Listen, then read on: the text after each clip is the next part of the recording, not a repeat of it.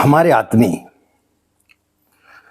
शास्त्रों के अनुसार गुरु मंत्र ही गायत्री मंत्र है। आप जब गुरु दीक्षा लेते हैं तो अनादिकाल से दीक्षा स्वरूप गायत्री मंत्र ही दिया जाता है। फिर आपके मन में विचार आता होगा कि दत्तात्रेय के 24 गुरु कैसे थे, गुरु मंत्र गायत्री मंत्र कैसे होता है, दत्तात्रेय के 24 गुरु कैसे हुए। इन सब की विस्तृत रूप से परम पूज्य गुरुदेव ने गायत्री महाविज्ञान का जो वाङ्मय साहित्य है उसमें बड़े अच्छे से दिया हुआ है।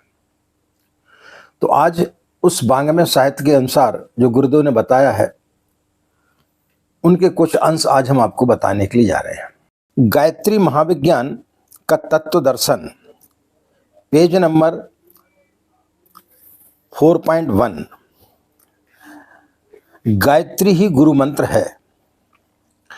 गायत्री मंत्र को अनादिकाल से गुरु मंत्र कहा जाता है। गुरु का कार्य दिशा बोध कराना है। गायत्री मंत्र मनुष्य को देवत्व की जीवन सार्थकता की दिशा प्रदान करने में सदैव अद्वितीय रहता है, इसलिए यह गुरु मंत्र है। ऋषि महर्षियों से लेकर अवतारी पुरुषों तक ने अपने साधना क्रम में इसे प्रधानता दी है। महर्षि वशिष्ठ, विश्वामित्र, याज्ञवल्क्य, व्यास, भगवान राम, कृष्ण आदि के उदाहरण इस संदर्भ में प्रमाण हैं। इस तरह गुरु मंत्र का सम्मान भारतीय धर्म में मात्र गायत्री को ही मिलता है। गुरु तत्व के द्वारा मिलने वाली श्रद्धा और प्रेरणा का भाव, संवेदना एवं अनुशासन की उत्कृष्टता का जो प्रकाश मिलता है वह बीज रूप से गायत्री मंत्र में विद्वान है। इसकी शब्द श्रृंखला में 24 अक्षरों के मणिमुख तक गुथे हुए हैं। उनमें से प्रत्येक में अपने अपने ढंग का शक्ति तत्व वर्चस्व भरा पड़ा है। साधना द्वारा इस पक्ष को विकसित करने वाला सर्वसमर्थ बन सकता है। इन्हीं अक्षरों में वह आलोक भी विद्वान है जिसका अनुगमन करते हुए जीवनरत आत्मिक प्रगति के मार्ग पर सुनिश्चित गति से चलता रह सकता है। महामानव ऋषिकल्प देववर्ग की विविध कक्षाओं को उत्तीर्ण करता हुआ पूर्णता के लक्ष्य तक पहुंच सकता है। गायत्री में प्रज्ञा और प्रकटता के दोनों तत्व भरे होने से उसे ब्रह्म वर्चस्व कहा गया है। ब्रह्म वर्चस्व की सृजनात्मक शक्ति को ब्रह्म विद्या कहते हैं और ध्वंसात्मक शक्ति को ब्रह्मास्त्र। परशुराम का फरसा, राम का धनुष, कृष्ण का चक्र, शिव का त्रिशूल, दुर्गा का खड्ग प्रकांतर से ब्रह्मास्त्र ही हैं। ऋषियों की साप शक्ति यही है। दधीचि की अस्थियों से बना ब्रह्म वज्र तत्कालीन वृतासुरी सत्ता का ध्वंस करने में अमोघ सिद्ध हुआ था।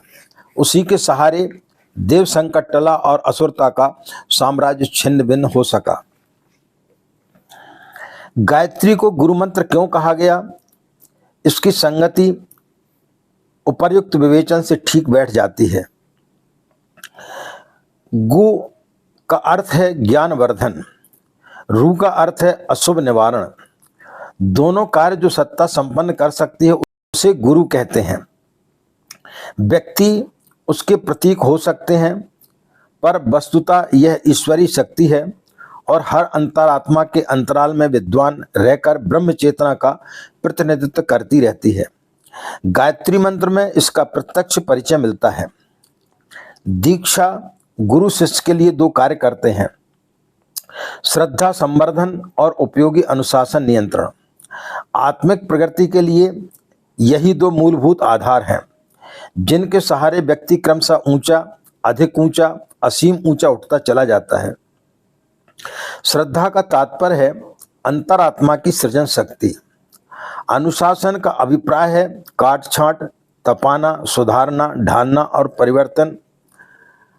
परिवर्तित परिष्कृत करना।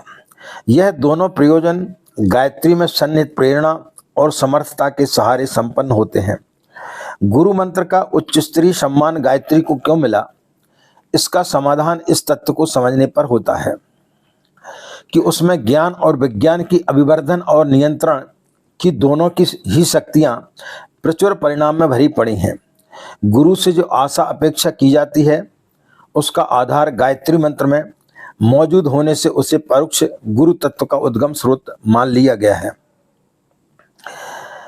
कथा है कि महर्षि दत्तात्रेय अपनी ज्ञान पिपासा जहां कहीं तृप्त न कर सके तो सीधे प्रजापति के पास पहुंचे। ब्रह्मा जी ने उनकी आकांक्षा जानी और बताया कि सदगुरु के अतिरिक्त ज्ञान पिपासा को तृप्त करने की सामर्थ्य और किसी में नहीं है। सदगुरु अंतःकरण की गहराई में विद्वान है और वहां तक पहुंचकर ही उसका अनुग्रह पाया जा सकता है। दत्तात्रेय ने प्रजापति का परामर्श सिरोधार किया और अपने अंतराल का गुरु तत्व खोज निकाला। उस गुरु कृपा से सुसंपन्न होकर उन्होंने जिस भी पदार्थ या प्राणी पर दृष्टि डाली उसी में से सद्ज्ञान का स्रोत उमड़ने लगा, निर्झर बहने लगा। कथा में ऐसी 24 घटनाओं का वर्णन किया गया है जो थी तो सामान्य, पर उन्हीं से महर्षि को आत्मबोध के समस्त रहस्य उपलब्ध हो गए। इन रहस्यों का उल्लेख महर्षि दत्तात्रेय प्रणीत गुरु गीता में हुआ है। जिन पदार्थों और प्राणियों से महर्षि ने प्रकाश प्राप्त किया उन्हें गुरु माना और दत्तात्रेय के 24 गुरु प्रख्यात हुए। पुराणकारों ने उन सबका विस्तार पूर्वक वर्णन किया है। गुरुओं की संख्या 24 ही क्यों, इससे न्यूनाधिक क्यों नहीं? इस प्रश्न का एक ही उत्तर है, गायत्री के 24 अक्षर ही वे तत्व हैं जिन्हें अध्यात्म जगत में गुरु एवं सदगुरु की संज्ञा दी गई है।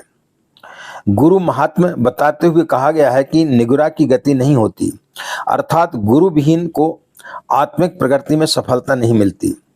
इस शास्त्र वचन में जिस गुरु तत्व की महानता का प्रतिपादन है उसे गुरु मंत्र गायत्री में ही सन्निहित समझा जा सकता है। इन्हीं विशेषताओं को ध्यान में रखते हुए दैनिक संध्या बंधन में गायत्री को अनिवार्य रूप से जोड़ा रखा गया है। संध्या नित्य कर्म है। संध्या प्रकारांतर से गायत्री का ही विस्तृत और व्यवस्थित कर्मकांड है। इसे दैनिक गुरु पूजा या गुरु भक्ति भी कह सकते हैं। गायत्री मंत्र की दीक्षा गुरुमुख से लेने का अभियान है। यह है कि प्रतीक के माध्यम से तथ्य को हृदयंगम किया जाए। शरीरधारी गुरु की सहायता से अंतरंग में ब्रह्म सत्ता का प्रतिनिधित्व करने वाले सदगुरु तक पहुंचाया जाए। गायत्री मंत्र तात्विक और दार्शनिक दृष्टि से अपने आप में पूर्ण है। उसमें ज्ञान और विज्ञान की समस्त दिव्य धाराओं से साधक को लाभान्वित करने की सामर्थ्य मौजूद है। महत्वपूर्ण ज्ञान विज्ञान के तत्वों को छात्र ठीक तरह से समझ सके और लाभान्वित हो सके, इसके लिए अध्यापक का सहयोग आवश्यक माना जाता है। ठीक इसी प्रकार गायत्री मंत्र का उपयोग व्यक्ति विशेष को किस प्रयोजन के लिए किस प्रकार करना चाहिए, इसकी सही जानकारी प्राप्त करने के लिए दीक्षा गुरु की आवश्यकता पड़ती है। इसी से गायत्री साधना की सफलता के लिए अपने विषय के निष्णांत एवं अनुभवी गुरु की आवश्यकता बताई गई है। यही चिकित्सक की तरह सही शिक्षक भी सुनिश्चित सफलता के लिए आवश्यक है। इसी दृष्टि से आत्मिक प्रगति के पथ पर चलने वाले गायत्री उपासकों के लिए उपरोक्त गुरु का मार्ग दर्शन एवं सहयोग आवश्यक माना गया है। तो मित्रों, परम पूज्य गुरुदेव ने बहुत ही स्पष्ट रूप से गायत्री महाविज्ञान में बताया है कि गायत्री मंत्र ही गुरु मंत्र क्यों है। यह अनादिकाल से चला आ रहा है। तो जो व्यक्ति गायत्री की साधना करना चाहता है तो उसे निश्चित रूप से गुरु वर्ण करके ही गायत्री की साधना करना चाहिए। और जब हम गुरु वर्ण करके गायत्री की साधना करते हैं तो निश्चित रूप से अनेक लाभ उससे हमें प्राप्त होते हैं। समस्या ये आती है कि किसे गुरु बनाया जाए। गुरु ऐसे व्यक्ति को बनाया जाए जिसने कम से कम 24 लाख गायत्री मंत्र का जाप किया हो, जो उसमें प्रवीण हो। आप कक्षा में उसी शिक्षक से पढ़ेंगे जिसने उसमें उस विषय पर PhD की हो, जिसको उस विषय का ज्ञान हो। तो जिसने गायत्री को सिद्ध किया हो, जिसने 24 लाख गायत्री मंत्र का जाप किया हो, ऐसे व्यक्ति को गुरु वर्ण करके यदि आप गायत्री की साधना करते हैं तो निश्चित रूप से आपको सफलता मिलेगी।